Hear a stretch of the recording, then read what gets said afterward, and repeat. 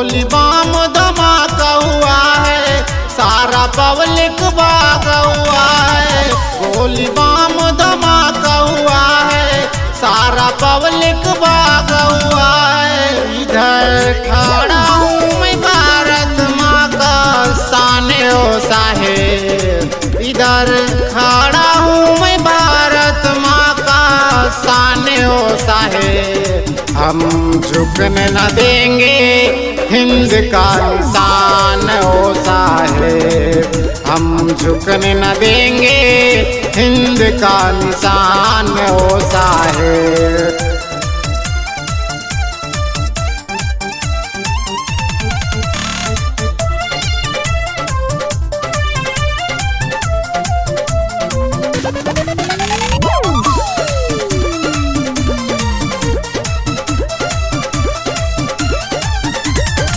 हिंदू मुस्लिम सिख ईसाई देश पे करेगा जो भी तबाही। हिंदू मुस्लिम सिख ईसाई देश पे करेगा जो भी तबाही।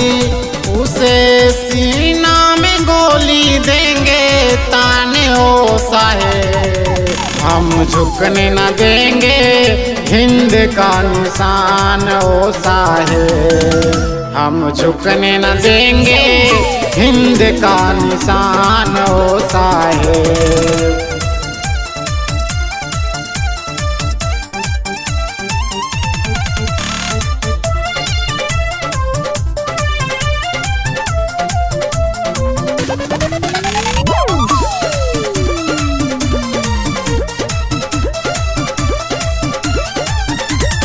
आन बान है शान तिरंगा मेरा हिंदुस्तान का।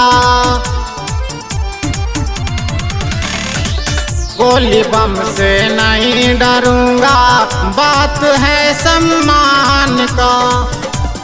चाहे लड़े कौनो देश पाकिस्तान हो साहेब, हम झुकने न देंगे हिंद का निशान ओ साहेब, हम झुकने न देंगे हिंद का निशान ओ साहेब।